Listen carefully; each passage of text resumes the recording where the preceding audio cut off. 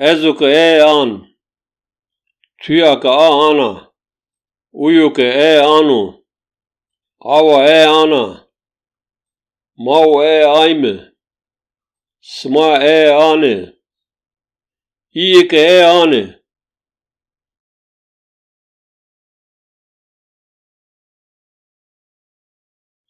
Mino a arde, tya a arde, uyu a arde, awa a arde, mau a arde, smau a arde, inane a arde.